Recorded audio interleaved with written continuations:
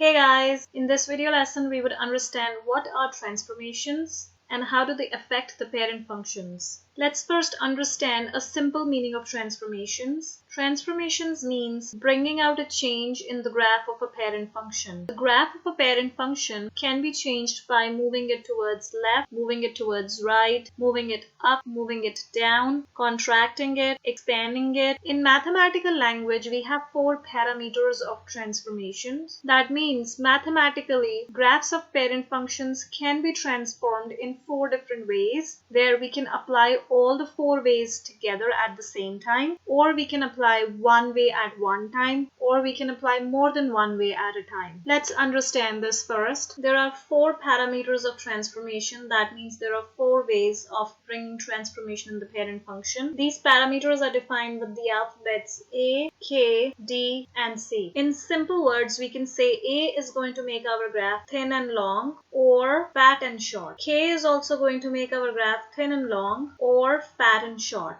D is going to make our graph move left or right, and C is going to make our graph move up or down. We would use quadratic parent function for the sake of example to understand all of these parameters. So our quadratic parent function is fx equal to x squared. This is the parent function where x has a power of 2. So this is a quadratic form of parent function. If this parent function is transformed, the transformed equation would look something like this. Y is equal to a f of k x minus t plus c. And these spots are fixed. A would always go in front of your fx function. K would always go inside the bracket with x minus t. And c would always stay outside the bracket with a plus or a minus sign. This is just a general transformed equation. So if you want to make it specifically for x squared, it would look like a k x minus t whole square plus c. Because our x of the parent function has been squared, therefore whatever happens to x, the same thing would happen to k and d. If x is squared, k and d would also be squared, and they would be always written in this manner, where k is factored out of x minus d. So let's summarize this. This is our general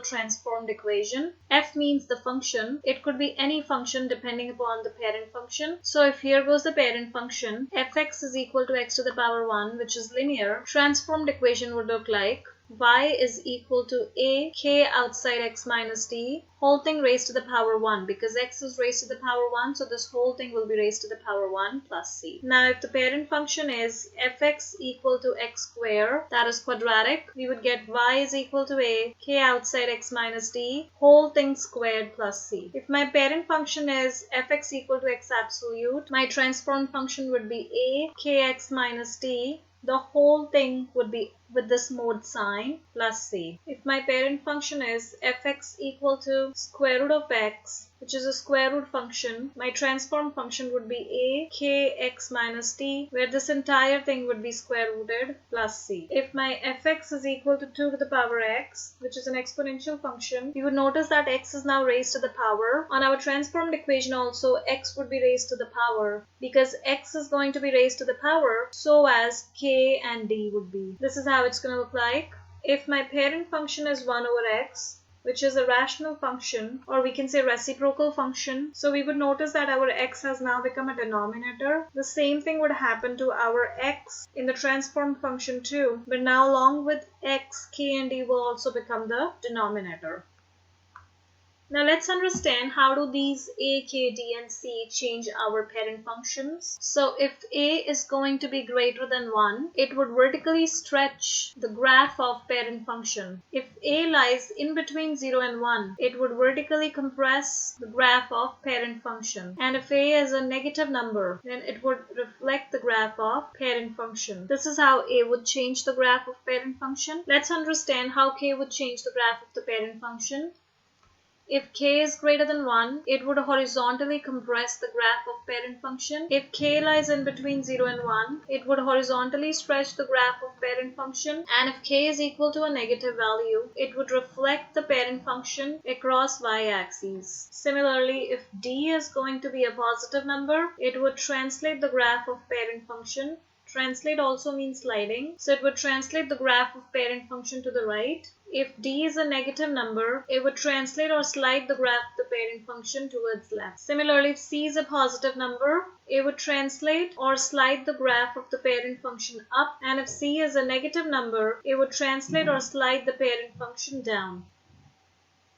Let's quickly summarize this all. So if a is greater than 1, the graph is going to be vertically stretched by a factor of a value. If a value lies in between 0 and 1, that means any decimal number 0.5, 0.8, then the graph is going to be vertically compressed by a factor of a value. And if a value is negative, graph is going to reflect over x-axis. Similarly, if k is greater than 1, graph is going to be horizontally compressed by a factor of 1 by k value. This is something to keep in mind, that we have to reciprocate the k value and then write it down as a factor of value. If k value lies in between 0 and 1, the graph is going to be horizontally stretched by a factor of 1 by k value. And if k is negative, graph is going to reflect over y-axis. If d is positive, graph is going to be horizontally translated towards right. D's negative, graph is going to be horizontally translated towards left. C's positive, graph is going to be vertically translated up. C's negative, graph is going to be vertically translated down. Now here we just have to notice the difference between a and k. If a is greater than 1, it's a vertical stretch, but if k is greater than 1, it's a horizontal compression. If a is in between 0 and 1, it's a vertical compression, whereas if k is in between 0 and 1, it's a horizontal stretch. If a is negative, it's a reflection over x-axis. If k is negative, it's a reflection over y-axis.